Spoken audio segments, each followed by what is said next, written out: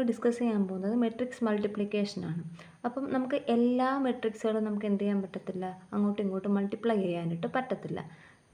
എപ്പോഴാണ് matrix multiplication possible ആകുന്നതെന്ന് ചോദിച്ചാൽ, ഒന്നാമത്തെ മെട്രിക്സിൻ്റെ ഓർഡർ m/n ആണെന്നിരിക്കട്ടെ, രണ്ടാമത്തെ മെട്രിക്സിൻ്റെ ഓർഡർ n/p ആണെന്ന് ഇരിക്കട്ടെ.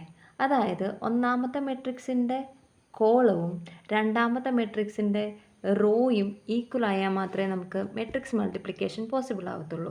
അപ്പോൾ കിട്ടുന്ന റിസൾട്ടിങ് മെട്രിക്സ് എന്ന് പറയുന്നത് AB എന്ന് പറയുന്ന മെട്രിക്സിൻ്റെ ഓർഡർ എപ്പോഴും എന്തായിരിക്കും, m/p ആയിരിക്കും. ഒരു ക്വസ്റ്റ്യൻ നോക്കുകയാണെന്നുണ്ടെങ്കിൽ A is equal to 2, 5, 4, B is equal to -2, 3, 2, B is equal to 1, 6, 5, 4, 3, -2. Multiplication possible ആണോ നോക്കുകയാണെങ്കിൽ ഒന്നാമത്തെ മെട്രിക്സിൻ്റെ ഓർഡർ എത്രയാണ്, 2/3 ആണ്. രണ്ടാമത്തെ മെട്രിക്സിൻ്റെ ഓർഡർ 3/2 ആണ്. ഫസ്റ്റ് മെട്രിക്സിൻ്റെ നമ്പർ ഓഫ് കോളംസും സെക്കൻഡ് മെട്രിക്സിൻ്റെ നമ്പർ ഓഫ് റോയും ഈക്വൽ ആണ്. അതുകൊണ്ട് എന്താ, നമുക്ക് മെട്രിക്സ് മൾട്ടിപ്ലിക്കേഷൻ പോസിബിൾ ആണ്. റിസൾട്ടിങ് മെട്രിക്സ് എന്ന് പറഞ്ഞാൽ എന്തായിരിക്കും, 2/2 ഓർഡറുള്ള ഒരു മെട്രിക്സ് ആയിരിക്കും. എങ്ങനെയാണ് മൾട്ടിപ്ലൈ ചെയ്യുന്നതെന്ന് നോക്കാം. നമ്മൾ മൾട്ടിപ്ലിക്കേഷൻ ചെയ്യുന്നത് റോ ടു കോളമാണ്. അതായത് first row to first column, first row to second column, second row to first column and second row to second column. ഈ ഒരു രീതിയിലാണ് ചെയ്യുന്നത്. എങ്ങനെയാണെന്ന് ചോദിച്ചാൽ 2 × 1 2 × 1 plus 5 × 5 plus 4 × 3.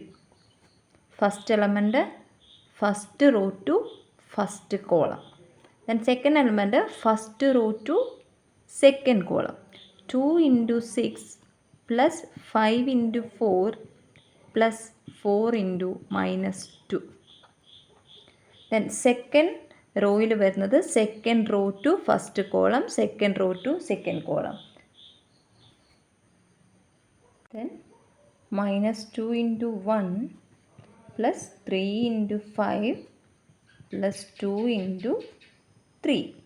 Then last element -2 × 6 plus 3 × 4 plus 2 × -2.